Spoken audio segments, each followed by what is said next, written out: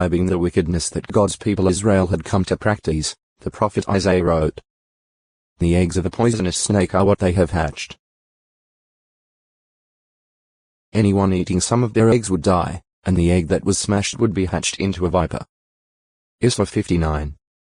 5. Most snakes lay eggs, and while the majority of the vipers are not oviparous egg-laying, certain types are. John the Baptizer called the Pharisees and Sadducees offspring of vipers. Mount 3. 7. Luke 3. 7. And Jesus Christ called the scribes and Pharisees offspring of vipers, because of their wickedness and the deadly spiritual harm they could inflict upon unsuspecting persons. Mount 12. 34. 23.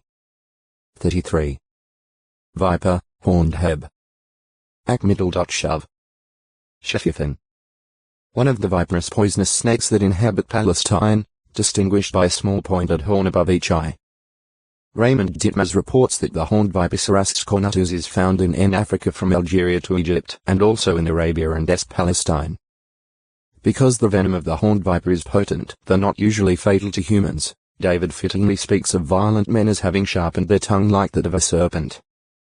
The venom of the horned viper is under their lips. PS 140. 3. Sea asp. Reaching a maximum length of about 0.8 meters, 2.5 feet, the horned viper is of a pale, sandy hue and thus conceals itself in sand, waiting for prey. The untrained eye finds it most difficult to spot a lurking horned viper. In his book Reptiles of the World 1953, pages 234, 235, Raymond Ditmaz describes some horned vipers he saw in captivity. Like all desert vipers, they were continually seeking to throw sand over their backs, thus hiding their bodies. If the cage were to be provided with several inches of fine sand, nothing would be seen of the snakes during the day but the tops of their heads. In shoveling sand, the reptile flattens the body to such an extent, the lower edge acts as otex to a acute urethra longo, Vision 1158 GE 24. 16. The 32. 25. JG 21. 12. 1 Chi 1. 2. As 2. 2, 3, 17. Ba 1. 18. 2. 21. The Greek term par middle dot the numbers, however, can apply to both single men and single women. Mount 25. 1-12. Bu 1. 27. Act 21. 9. 1 Co 7. 25, 36-38. According to the law, the man who seduced an unengaged virgin had to give her father 50 silver shekels $110, was to marry her if her father permitted, and was not allowed to divorce her all his days. X 22. 16, 17. De 22. 28, 29. But an engaged virgin, being viewed as already belonging to a husband, was to be stoned to death if she did not scream when sexually attacked. Her failure to scream would have denoted consent and thus would have constituted her an adulteress. De 22. 23, 24. Compare Mount 1. 18, 19. The fact that an engaged virgin was regarded as being owned by a husband also explains why Joel 1. 8 could refer to a virgin as wailing over the owner of her youth.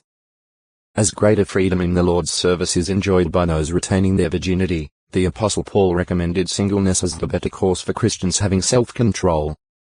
1 Co 7.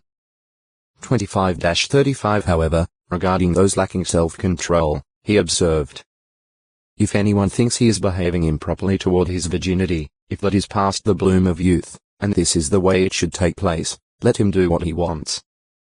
He does not sin. Let them marry." 1 Co 7. 36. The Greek word rendered virginity at 1 Corinthians 7. 36-38 literally means virgin. For this reason the thought has been advanced that Paul was talking about a father's or guardian's duty toward a marriageable daughter.